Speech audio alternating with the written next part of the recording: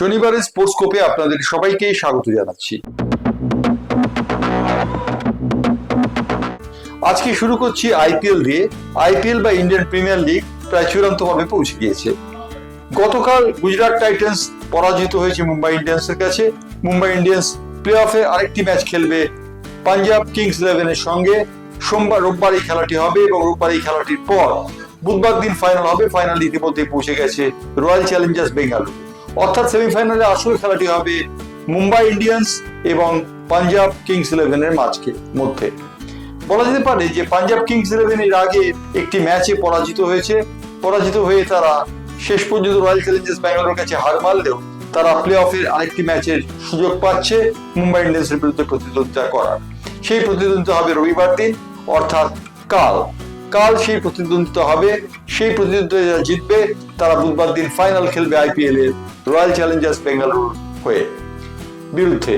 বিরাট কোহলি ইতিমধ্যেই কিন্তু ফাইনালে উঠে গিয়েছেন। বিরাট কোহলির দল রয়্যাল চ্যালেঞ্জার্স বেঙ্গালুরু, যদি দলের অধিনায়ক রজত পাতিদার। কিন্তু বিরাট কোহলি যে দলের অনেকখানি বহন করছেন সে বিষয়ে বলে দেবার কোনো অপেক্ষা রাখে না।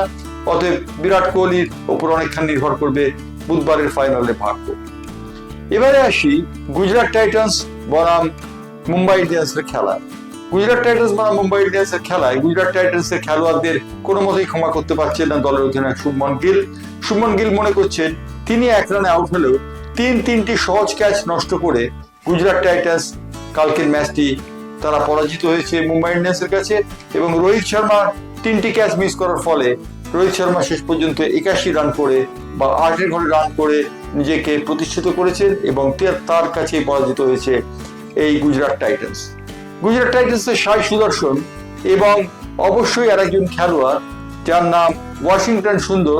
তারা চমৎকার একটা জুটিতে রান খেলে তারা এগিয়ে যাচ্ছিলেন, কিন্তু শেষ পর্যন্ত তারা বিধ্বস্ত হন এবং ওয়াশিংটন সুন্দরকে আউট করেন জসপ্রীত বুমরার বলে ওয়াশিংটন সুন্দর প্রায় পড়ে যান এবং পড়ে গিয়ে তিনি বোল্ড আউট হন।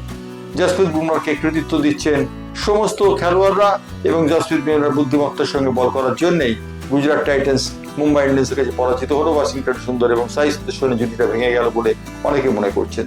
তবে শুভমন গিল ভারতীয় দলের অধিনায়ক, যিনি টেস্ট দলের অধিনায়কত্ব করার জন্য ইংল্যান্ডে যাচ্ছেন, তিনি বলেছেন যে এই ম্যাচে ক্যাচ ফসকানোটা সব থেকে বড় ব্যাপার হয়ে দাঁড়িয়েছে এবং রোহিত শর্মার 3টি ক্যাচ নষ্ট হওয়ার জন্য তিনি দায়ী করেছেন দলের সমস্ত খেলোয়াড়কে। রাহুল অর্থাৎ নির্ভরযোগ্য খেলোয়াড় ভারতীয় দলে, যিনি ইংল্যান্ডের বিরুদ্ধে টেস্ট ম্যাচ খেলছেন, তিনি কিন্তু জানিয়েছেন যে তিনি ইংল্যান্ড দলের বিরুদ্ধে খেলতে চান আনঅফিসিয়াল টেস্টে এবং তিনি আইপিএল এ যে পরাজয় হয়েছে সেই পরাজয়টা কিন্তু মেনে নিতে পারছেন না। সেই কারণে নিজেকে ফিট করার জন্য তিনি ইন্ডিয়ান দলের বিরুদ্ধে খেলতে চান। সোমবার দিন রাহুল ইংল্যান্ডে উড়ে যাচ্ছেন ইন্ডিয়ান দলের হয়ে খেলার জন্য এবং তিনি প্রথম ম্যাচটি খেলতে পারছেন না। প্রথম ম্যাচটি 1 জুন থেকে শুরু হচ্ছে। দ্বিতীয় ম্যাচ তিনি খেলতে চান অবশ্যই ইংল্যান্ড দলের বিরুদ্ধে আনঅফিসিয়াল টেস্টে। উল্লেখযোগ্য যে রাহুল হচ্ছেন সিনিয়র ভারতীয় দলের সদস্য, কিন্তু সিনিয়র ভারতীয় দলের সদস্য হলেও জুনিয়রদের সঙ্গে তিনি খেলে নিজেকে মক্ষ করে নিতে চান। এটাই হচ্ছেন রাহুলকে তাই জন্য বলা হয় যে তিনি হচ্ছেন খেলোয়াড়দের খেলোয়াড়। অর্থাৎ তিনি সবসময় বিচার করেন যে কোথায় খেলছেন, কোন দলের হয়ে খেলছেন সেটা নয়, তিনি বিচার করেন তার নিজের পারফরমেন্সের উপর। এবার আসবো ফুটবলের কথায়। ফুটবলের প্রথম কথাটা হচ্ছে হাইতির সেই খেলোয়াড় যিনি মোহনবাগানের সমস্ত দর্শকদের কাঁদিয়ে বিদায় নিয়েছিলেন 2019 সালে, সেই সনি নড্ডি ফিরে আসছেন আবার আইএসএল এ তিনি ফিরছেন এবং তিনি ডায়মন্ড হারবার এফসির হয়ে খেলবেন বলে জানা গিয়েছে। সনি নড্ডির ফিরে আসার কারণটিকে অবশ্যই বলা হচ্ছে যে তিনি আই লিগ অথবা কোনো আইএসএল দলের হয়ে খেলবেন, কিন্তু শেষ পর্যন্ত জানা গেছে তিনি ডায়মন্ড হারবার এফসিতে সই করছেন। সনি নড্ডি হাইতির সেই খেলোয়াড় যিনি মোহনবাগান জনতার চোখের মণি ছিলেন, তিনি আবার ফিরে আসছেন। অন্যদিকে মোহনবাগানও কিন্তু চুপচাপ বসে নেই। মোহনবাগান কিন্তু তাদের 2026-এর আইএসএল এর জন্য ইতিমধ্যেই গুস্তাভো ডেন স্টিলকে সই করাবার কথা ঘোষণা করেছে।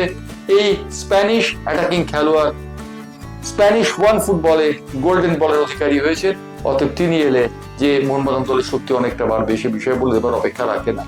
অন্যদিকে ইস্ট বেঙ্গল শক্তিশালী দল করছে আইএসএল এর জন্য, সুতরাং আইএসএল যে জমে যাবে সে বিষয়ে বলে দেবার কোনো অপেক্ষা রাখে না।